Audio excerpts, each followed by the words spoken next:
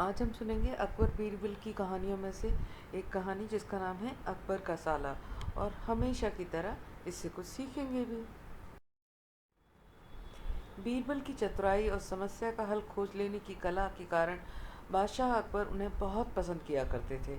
इसी वजह से दरबार के कई लोग बीरबल से जलन की भावना रखते थे। जलने वाले लोगों में से एक अकबर का साला भी था। वो हमेशा से ही बीरबल को पीछे कर उस खास स्थान और सम्मान को लेना चाहता था जो बीरबल को मिला हुआ था। बादशाह अकबर जानते थे कि बीरबल जैसा बुद्धिमान कोई और नहीं है। वो अपने साले को भी ये बात समझाने की कोशिश करते थे, मगर उनका साला हमेशा कहता कि वो भी बहुत बुद्धिमान है। इन सब बातों के कारण बादशाह अकबर समझ गए कि ये ऐसे नहीं मानेगा, इसे कोई काम देकर ही समझाना होगा। तभी बादशाह अकबर ने अपने साले से कहा कि तुम अपनी सूझबूझ से इस कोयले की बोरी को लालची सेठ दमड़ी लाल के पास बेच कर आओ। यदि तुमने ऐसा कर दिया तो मैं तुम्हें तुरंत बीरबल की जगह नियुक्त कर दूंगा। ये बात सुनकर अकबर का साला आश्चर्यचकित हुआ, मगर उसे तो बीरबल की जगह पानी थी। इसी सोच के साथ वो कोयले की बोरी को लेकर सेठ दमड़ी लाल के पास पहुंचा। सेठ ऐसे ही किसी के बहकावे में आने वाला नहीं था, इसलिए उसने कोयला खरीदने से साफ मना कर दिया।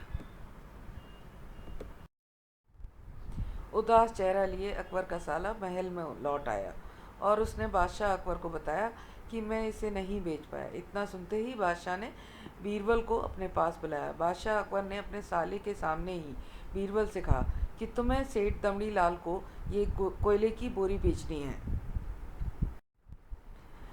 बादशाह अकबर का आदेश सुनकर बीरबल ने कहा कि आप एक बोरी बेचने की बात कर रहे हो।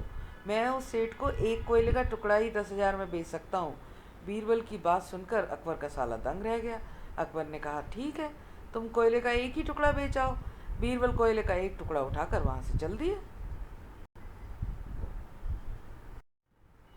बीरबल ने अपने लिए एक मलमल के कुर्ते का कुर्ता सिलवाया, फिर उसे पहनकर अपने गले में हीरो मोती की मालाएं पहन ली और साथ में महंगे जूते भी पहन लिए।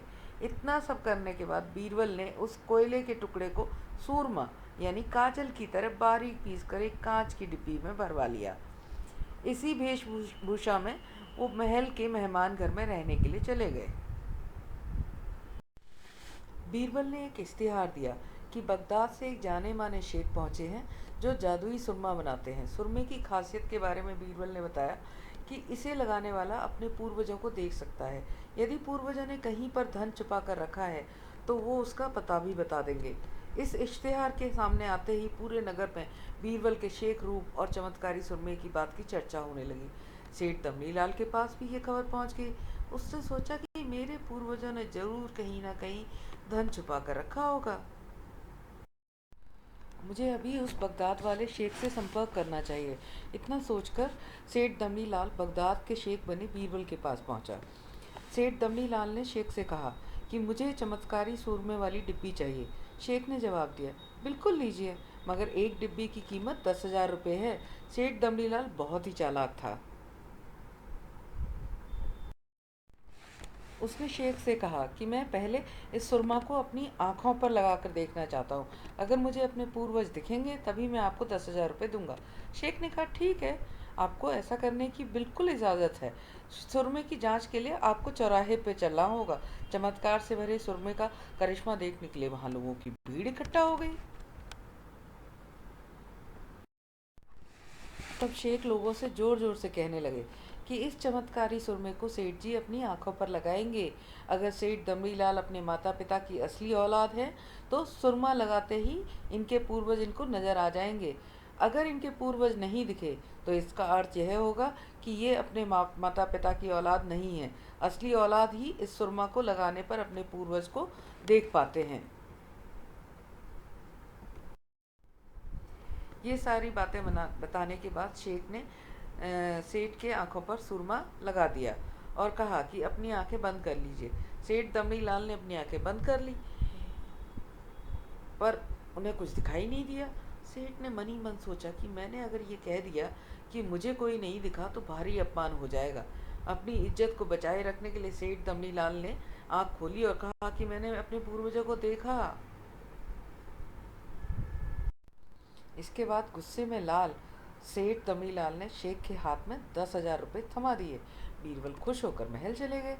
उन्होंने सारा किस्सा बादशाह अकबर को सुनाया कि कैसे उन्होंने एक कोयले को 10,000 रुपये में बेच दिया। बीरबल की बात सुनकर बादशाह अकबर का साला मुंह बनाकर महल से चला गया।